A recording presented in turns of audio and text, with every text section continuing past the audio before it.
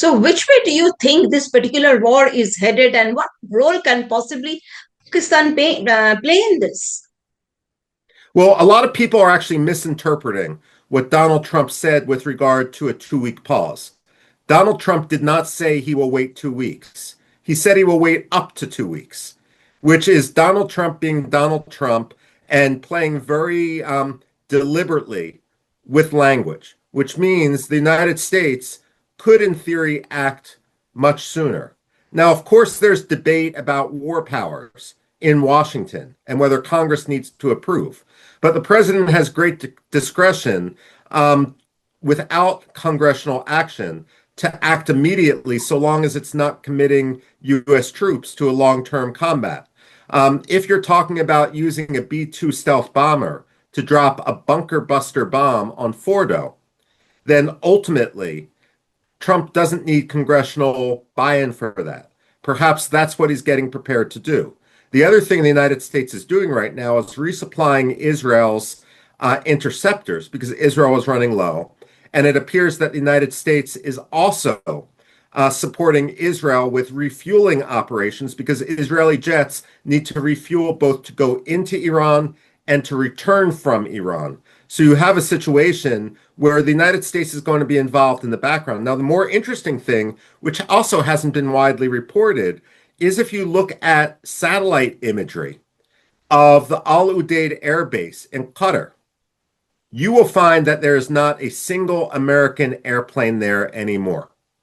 I haven't seen satellite imagery from Bahrain, but I suspect the same thing is true there. It shows that the United States is preparing for action by removing our forces and our hardware from the ability of Iran to retaliate. And so I think something more is in the works right now.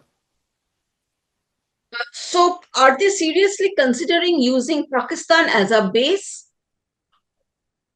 Unfortunately, I think that Trump is.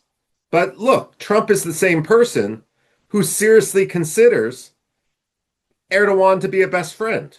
I mean, Trump is a person who believed that the Taliban could be sincere partners. I mean, it's one thing to be a real estate mogul in New York City. It's another thing to have common sense on the world stage. And unfortunately, the wrong people seem to be whispering into Trump's ear. How he got to Field Marshal Asim Munir, I don't know. But the fact of the matter is, perhaps his best friend, Recep Tayyip Erdogan, is whispering into his ear. And it also wouldn't surprise me, although I have no proof, if the Emir of Qatar is somehow bribing Donald Trump and telling him he should go with Pakistan. If we look at world affairs just through the lens of U.S. national interest in U.S. security, Qatar, Pakistan, and Turkey would be designated state sponsors of terror.